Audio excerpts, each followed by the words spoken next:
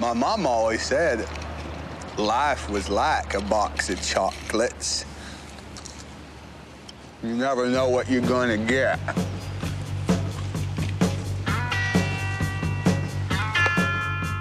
Say it every week, we're not really worried about the ladder. Well, we can't be.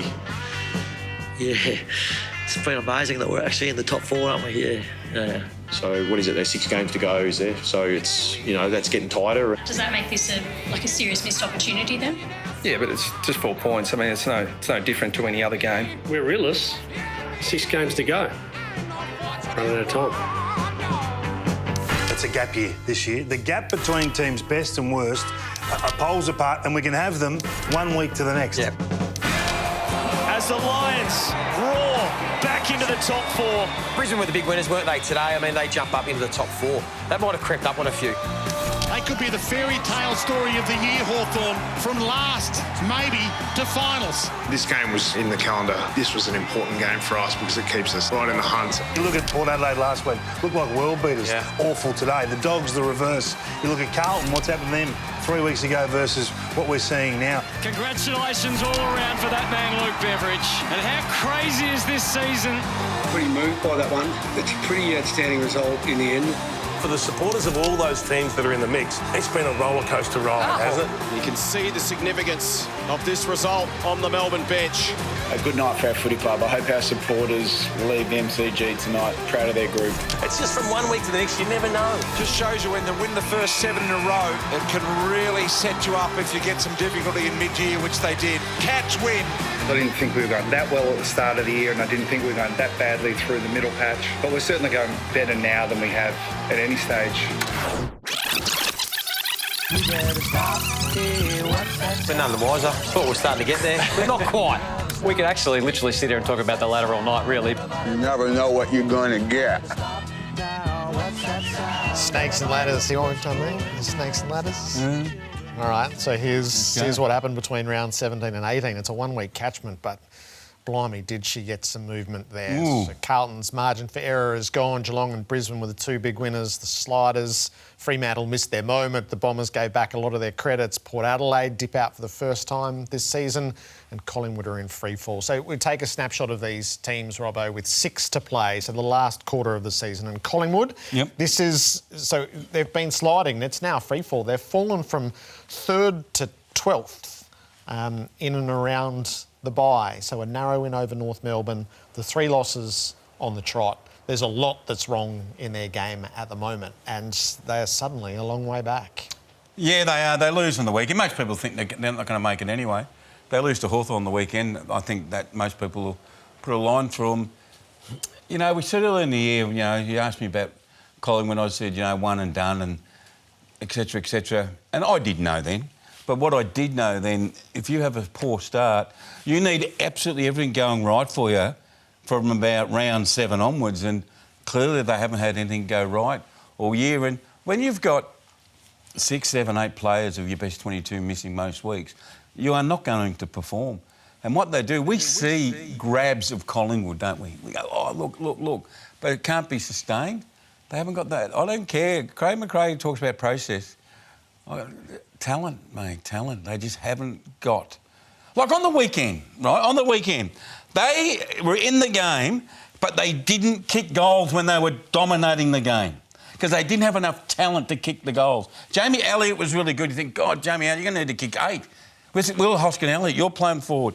They just didn't have the talent, and it's been their issue all year. So they're 12th, and perfectly they play Hawthorn, who are 13th. They feel like they're going in opposite directions. Hawthorn can't get out of 13th.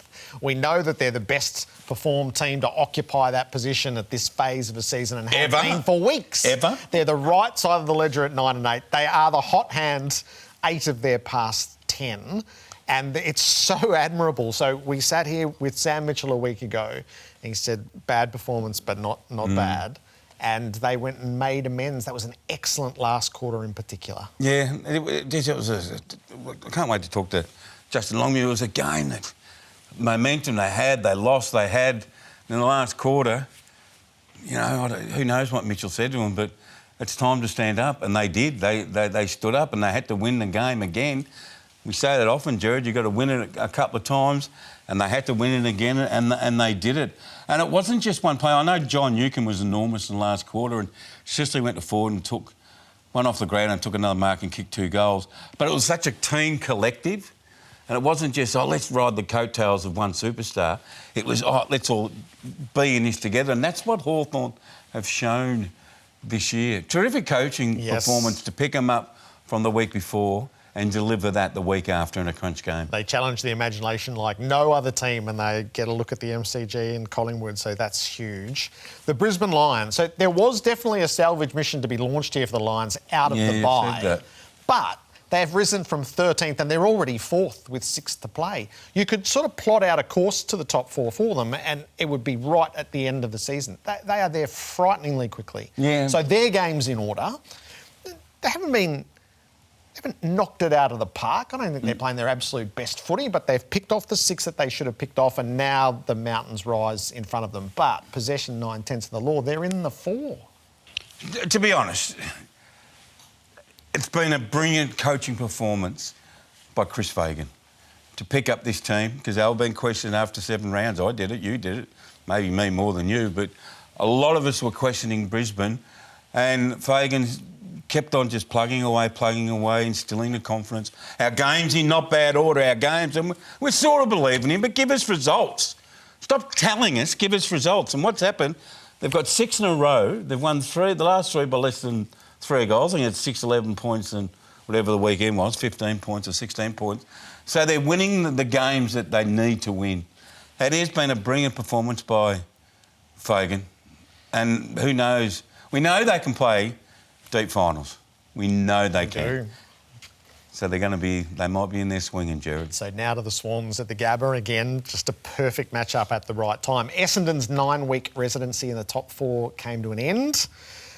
They gave back a lot of the credits that they earned the previous week with their win over Collingwood. They gave them back in the wet against Melbourne, where, above all else, their pressure and commitment was questioned.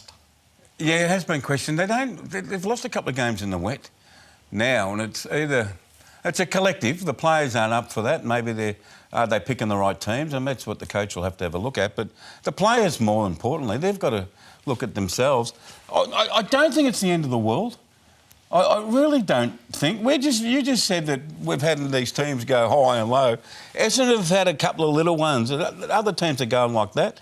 So I don't know if we should be jumping off Essendon at the moment. They've got some issues like all teams, but I'm not giving up on them yet. I still think they'll play finals. Yep, so pick off a couple, get themselves right back nestled, see if they can grab 4th or host an elimination final.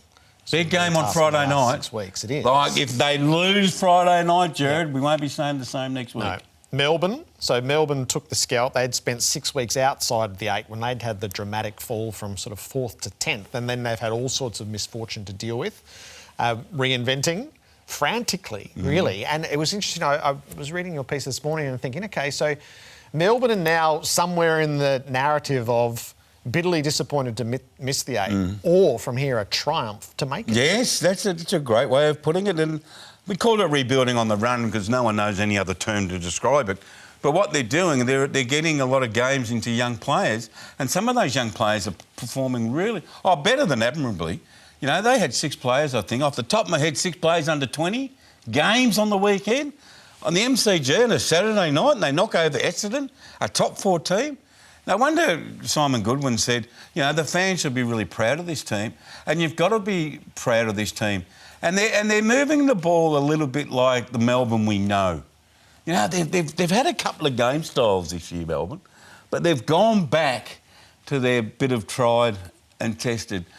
Let's go along down the line. Let's contest. Let's win the contest.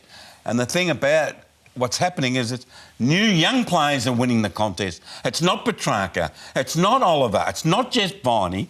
It's this group of young players. So they're going along. They're going along all right. They're a really interesting watch, I think, from here.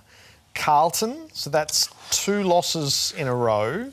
It was an excellent game on Saturday. Yeah, it was. Yeah. So winter doldrums, something a bit broader. I'm not panicking on them. No. I'm not panicking on them, but there's enough discussion points about a couple of areas of their game, and it's defence. We know that they've got to be better at defence. They've got to be better ranked, and it's just a number, the ranking, but it'll just round out their game because they've got a lot of good things going for them. This is a cracking game. This is two really good teams. Hang on. It was a really good team playing great football, which is the Dogs. Charlie kicks 3-7, turn that around, they probably win the game. But it was a knife's edge sort of performance till deep. I'm still in on the Blues. Yes. Yeah, I'm still in on the Blues, absolutely. Would you play Pitt Are you? and De Koning? I am. Scribbled down the list of what I'm a little bit worried about. You go, I'd like to see that rectified. Pitnet, De Koning? No, see, I'm in the camp of it's not about Pitnet, who's a fine, blunt instrument ruckman, which you need in some teams. Tom De Koning, to be in the votes and to shape the game, has to play first ruck solo because he just goes missing when he's not in that role. He hasn't figured the rest of it out. So I would just go back. But midwinter minutes and protect him and make sure that he's going to be at his vibrant best in the first week of September. I'm in on that. Just don't lose too many games along the way.